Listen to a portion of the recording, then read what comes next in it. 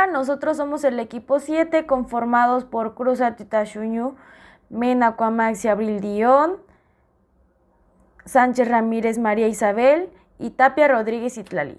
A continuación les vamos a hablar sobre la capacidad de intercambio catiónico, por sus siglas SIC.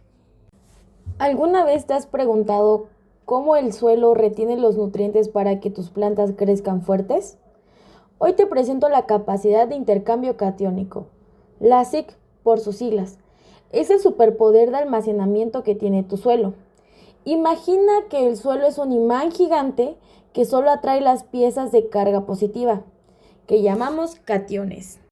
Más formalmente, la SIC es la capacidad total de los coloides del suelo, es decir, la arcilla y la materia orgánica, para intercambiar esos cationes con el agua que está en la tierra.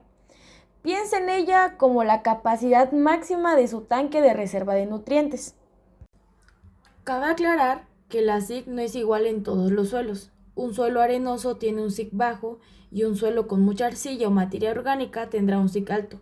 Su valor depende de factores como la temperatura o la cantidad de agua, así como también está directamente estrechado con la cantidad de superficie y de la cantidad de carga negativa que tiene el coloide.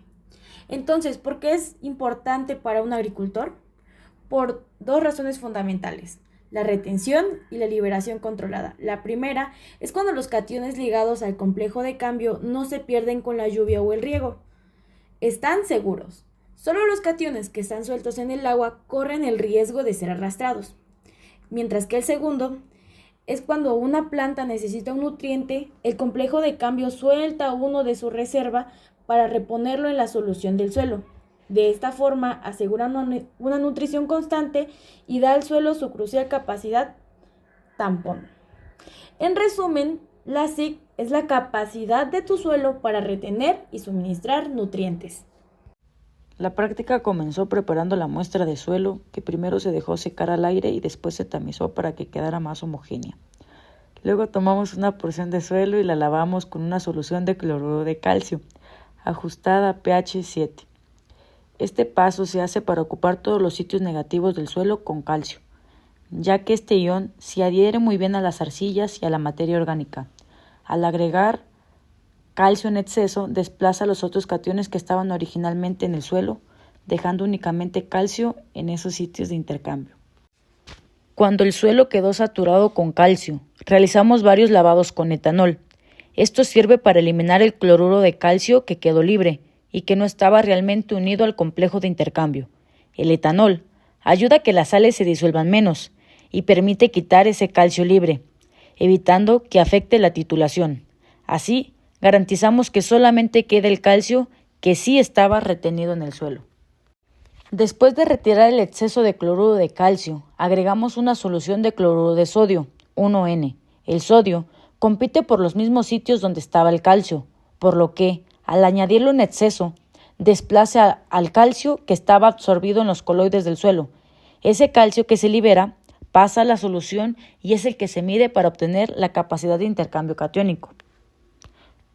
El extracto obtenido se tituló con EDTA 0.01N, utilizando el indicador negro de eriocromo T, que cambia de color cuando el EDTA etil-endiamino tetracético ya atrapó todo el calcio presente.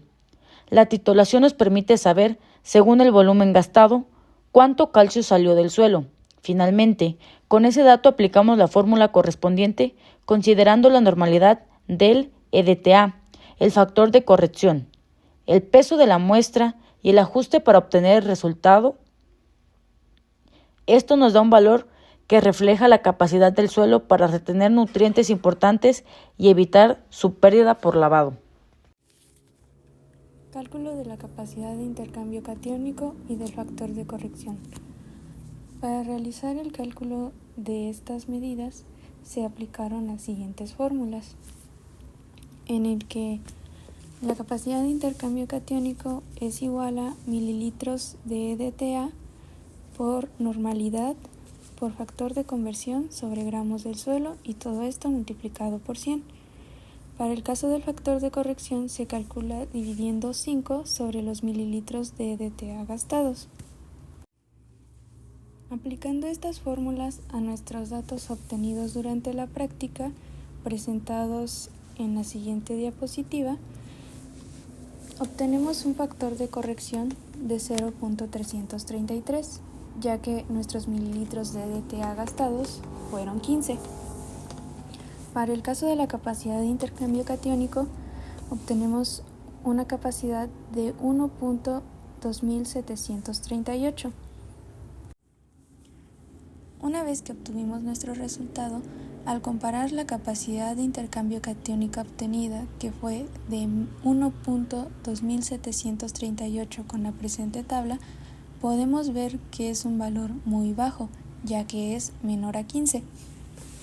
Pero, ¿qué es lo que indica la capacidad de intercambio catiónico? Esta es una medida fundamental de la fertilidad del suelo y su capacidad para retener y suministrar nutrientes catiónicos a las plantas. Se refiere a la capacidad de los componentes del suelo, principalmente a las arcillas y a la materia orgánica, para absorber o retener iones cargados positivamente, es decir, cationes, como el calcio, el magnesio, potasio y amonio. La unidad centimoles de carga positiva por kilogramo de suelo significa que cuanto mayor sea el número, mayor es la capacidad del suelo para almacenar estos nutrientes esenciales y evitar que se pierdan por lixiviación. En nuestro caso, ¿qué es lo que implica esta capacidad de intercambio catiónico que obtuvimos? Al ser un valor de 1.2738 centimoles de carga positiva por kilogramo de suelo, podemos ver que tendrá implicaciones un poco severas para la producción agrícola, ya que puede traer consecuencias como un alto riesgo de deficiencias nutricionales, ya que el suelo no puede retener eficientemente los cationes esenciales. Por lo tanto, los nutrientes aplicados con fertilizantes pueden ser lavados rápidamente por el agua de lluvia o de riego, dejando a las plantas sin el suministro de nutrientes adecuado. Además, habrá una baja eficiencia de fertilización, ya que se requerirán aplicaciones de fertilizante más frecuentes y en dosis bajas para mantener los niveles de nutrientes disponibles, lo cual aumentará los costos operativos. Otra consecuencia será una mayor susceptibilidad a la acidificación, ya que al tener una baja capacidad de intercambio catiónico, el suelo será más susceptible a cambiar de pH acidificándose. Recomendaciones para suelos mexicanos no fértiles. 1. Aumentar la cantidad de materia orgánica en el suelo. Esto a través de aplicaciones de compost y estiércol. 2. Implementar cultivos de cobertura. Con estos se aportará biomasa y nitrógeno al suelo y además se aumentará la cantidad de materia orgánica. 3. Fertilizaciones foliares. Esta es una medida correctiva para el caso de los suelos con baja capacidad de intercambio catiónico que retienen pocos nutrientes. Con las fertilizaciones foliares se aplicarían los nutrientes directamente a las hojas y ya no al suelo. 4. Mínima labranza. De esta forma se preservará la materia orgánica del suelo y se fomentará la formación de agregados estables, mejorando ligeramente la retención de agua y nutrientes. 5. Riego por goteo o microaspersión. Con este riego se aplicará agua de forma precisa y localizada, reduciendo el volumen de agua que pasa por el perfil del suelo y minimizando el arrastre de suelo y nutrientes. El suelo que analizamos tiene una capacidad de intercambio catiónico de aproximadamente 1.28, lo cual, según la NOM 021 RECNAC 2000 de México, se clasifica como muy bajo. Esto significa que nuestro suelo retiene muy pocos nutrientes esenciales, como lo son calcio, magnesio, potasio y sodio. Como consecuencia, los cationes pueden perderse fácilmente por lixiviación y no siempre están disponibles cuando las raíces los requieren. lo que genera deficiencias nutricionales en las plantas y afecta directamente al suelo. Es más vulnerable a la pérdida de estructura y a la degradación. Así que la salud general de nuestro suelo está comprometida.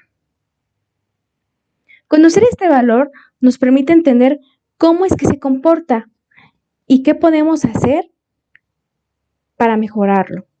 Según la Semarnat y la NOM 021 RECNAC 2000, para estos suelos se requiere implementar prácticas que aumenten su capacidad de retener cationes, dentro de las cuales se incluyen la incorporación de materia orgánica y la aplicación de enmiendas arcillosas. Esto incrementa la superficie y la carga negativa del suelo, permitiendo que los cationes se mantengan disponibles para las plantas durante más tiempo. Este análisis nos muestra que el suelo requiere atención y un manejo adecuado, pero también nos da parámetros de los cuales podemos partir para aplicar recomendaciones, lo que puede generar significativamente la retención de nutrientes, reducir deficiencias y asegurar que los cultivos tengan acceso constante a los elementos esenciales para crecer sanos y productivos.